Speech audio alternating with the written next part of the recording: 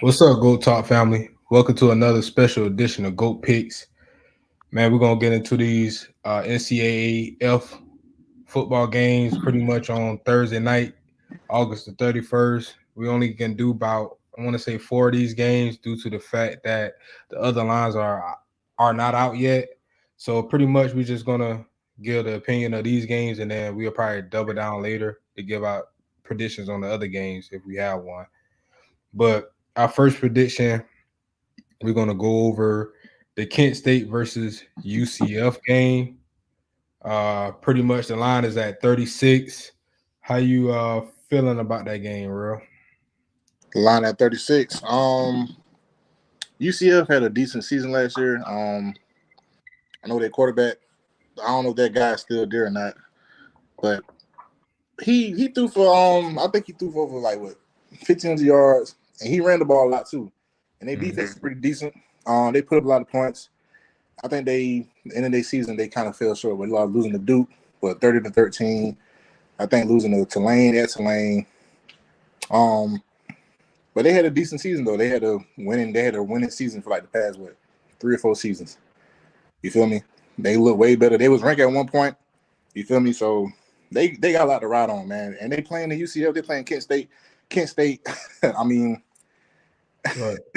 the spread at 36, man. The over, you say 56. Yeah, the over is 56. Over 56. Yeah. UCF is definitely capable of covering the spread, and they definitely can get the over by themselves if anything.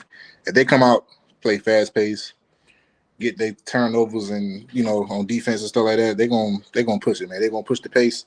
They're gonna get after it first home game. Usually they first and they crowd is they crowd is crazy, man. The Right. bounce house for a reason, man. You feel me? So Right. I think they could definitely cover the spread and cover the over. Okay. Okay. So a few things on my notes. I'm trying to see if there's a first half or anything out for this. Cause I probably take the first half for real. Yeah, Not first. not I'm not seeing anything, but for me, I know Plumlee is back. That's the quarterback for UCF. He is back. He's a dual threat. He running a lot, pass the ball. And I'm seeing that their defense supposed to be very good this year. Fred Davis, the safety out of Clemson, he transferred there, and a guy named Ryan Davis, a linebacker for Georgia, ended up transferring there. And a note that I'm taking into consideration is just that Kent State allowed 38 points per game on the road. That is terrible. That is terrible. I like you said, I think they'll cover the over by themselves. I'm pretty sure they'll smack them by 36 points too. I don't think Kent State can keep up. So I'm probably just gonna roll with the minus 36. You can give me the first half spread, whatever it is. I'm pretty sure it should be like 18, 19, maybe 20, somewhere up in there. Um, Shoot, give me the first half over too, because they probably can cover that by themselves. They might score 5 touchdowns in the first half. Kent State might have none. So Right. I mean, even if they score, I mean they contribute to the over. So as long as Yeah. they contribute to the over, that's all that matter. I feel like the over is to play in this game as well. So I'm probably gonna take the over 56, the over first half. I'm just taking it across the board to be honest. All right. but but so that's our predictions for that Kent State versus UCF game. Now I'm gonna get into the NC State versus UConn. NC State is favored at 14 and a half. So I'm probably gonna start this one off, man, because man, UConn, they surprised me week one. I like what they was doing, right? So Mm-hmm. they been more competitive this year. I mean last year, and they seem like they moving in the right direction now. So I like that to be honest with this team. And Zion Turner is not the starting quarterback this year. The freshman that came in last year, so he's not a starting quarterback. They got a guy named Joe Fernando from Maine. He is the starting quarterback. He did pretty well last year. Um, so I don't like what I'm seeing for NC State. Of course, NC State gonna always have a good defense, right? But offense has just been terrible over the years, to be honest, man. They got the Brandon Armstrong guy out of Virginia as a QB. He threw for 2,200 yards. He threw 7 touchdowns, but he also threw 12 interceptions. That's terrible, man. So and they like weapons at receiver. So I in this pick, man, I ain't gonna lie, I had to say it, man. I like the way UConn was playing at the end of the year, how the way they start the season. I mean, they covered the first week and they are home. So I feel like they should build off the momentum of last year and cover the 14 and a half. Okay.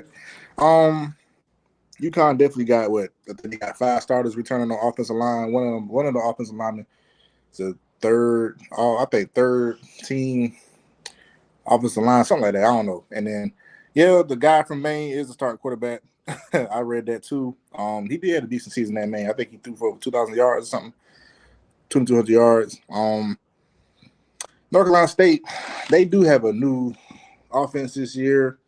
They only allowed 19 points per game defense. I think they tied for ACC. I mean, I think they tied that in the ACC. But you're right, man. They do lack receivers. They do got a defensive end, Savion Jackson. He will be returning his 5th year. He got injured last year, I think, after the 7th game. So I know he's looking to make an impact. But them playing in UConn, and it's crazy that UConn got them playing in, North Carolina State going to UConn.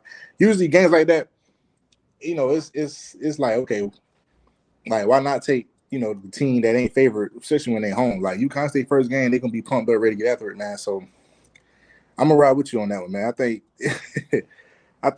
UConn got a chance, man. Like, and then last year they stayed first time getting into the bowl game. I think they won like 6 games since 2015. So they definitely want to continue to build on their football program because they are known for they are known as a basketball program school. So definitely want to impress and try to make an impression on the football field when it comes to this. So 14.5 with UConn don't sound too bad, man. Definitely got to have a ride with that. Right. So, hey, man, that's our prediction for that. We're going to get into this Florida versus Utah game. Spread is at 6.5 favoring Utah way. What you think about this game, man? Ooh, Utah. I'm all over the place. My prediction kind of crazy. Yeah, hey, Utah home. They've been solid last year, man. Like, and the year before that, I think they've been solid both years. You see me, they've been surprising the people in the Pac-12. I think if not the top team in the Pac-12, is probably Colorado, but they the top team in the Pac-12, man. They can't tough, forget man. USC now. You can't disrespect USC like that.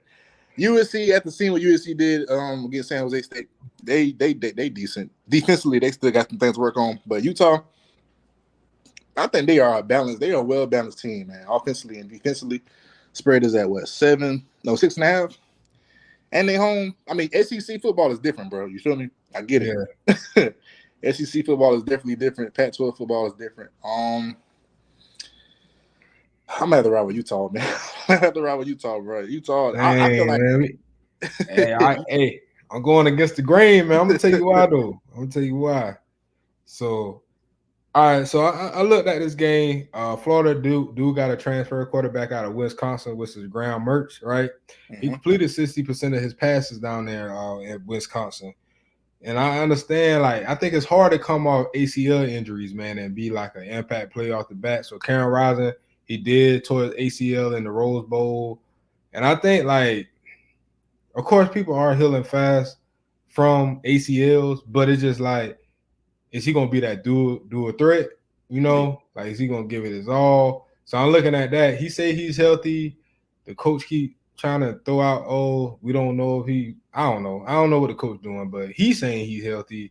I'm pretty sure he's gonna be out there on the field. They got him as the starter week 1, but it just, like you said, they are well balanced. Utah do have a great defense, and like they always have a good defense. To be honest, they won the Pac-12 last year. right. So like they are a great team, and they also beat this Florida team last year by 3. But I just think this year with ETN and I forgot the first string running back for Florida, man, but I know ETN for sure. Those 2 runners, man, I think Florida gonna control the ball, and I think they got the weapons to be able to beat this Utah team as far as weapons on the receiving end. So like I feel like they got enough to be able to compete, especially if this quarterback is what they say he is. I feel like they can cover the plus 6.5, if not win the game outright. So I'm gonna take Florida plus the 6.5. I feel like this could be an over game, to be honest. We don't know if both defense gonna be the same as last year. So I feel like 45 is kind of low for these 2 teams. They're looking to be a juggernaut on offense, to be honest. So I'll take the over 45 as well. Okay, I got you. Yeah, it should be. It should be a high scoring game. First game, yeah, should be. Yeah. And then let's get into this Nebraska versus Minnesota, man. This game is just I don't know about this game, man. I battle with this game. Man, listen, I'm riding with Nebraska on this one, bro. Hey, I was and that's what I was gonna do, right? Because like at the end of the day, Nebraska do got Matt Rule from Carolina Panthers as the head coach. I'm pretty sure he got weapons that came in at receiver. I think I was reading. I just don't like the quarterback though, man. Jeff Sims from Georgia Tech. Yeah, I don't know, like, because Georgia Tech not that type of offense that just throw the ball, drop back 30, 40 times. And that's what type of offense he in. Maybe he, fit that offense for Matt Rule to, bring him there. I don't know. And then Minnesota quarterback from last year, he did start some games, but the other guy came in. But this guy right here is trash. His name is Kalia Manis. I don't know how to say his name, man. However he says his name, I think he trash. Oh, listen. That's actually not the quarterback. That was the quarterback last year. The quarterback coming in now is Tanner Morgan. Yeah, Tanner Morgan was the starting quarterback last year. Nah, he started 5 games and he played 11. The other guy you just named was a starter until he got hurt. Mm-hmm. Oh, Tanner Morgan. Yeah. Okay. Yeah, but Tanner Morgan. Morgan left though. Huh? Morgan left. No, bro. I must have read something different. I could have sworn So I looked at the roster. He wasn't on the roster. I'll double check though now unless I'm tripping. Because I was drinking over here. So oh, you know what? Yeah, I read that wrong. He is. I'm tripping. Okay, that's you. You're right. Okay. Wrong notes down. Lord Jesus. All right, go ahead. No, I say I was drinking, so I could be tripping, Yeah, you good. Yeah, okay. I read. All right, I got you. But yeah, Jeff Sims, yeah, he came with Georgia Tech. See, the reason why I think Nebraska can cover, also because Jeff Sims, yeah, he played for Georgia Tech. We know how Georgia Tech they was trash last year. You feel me?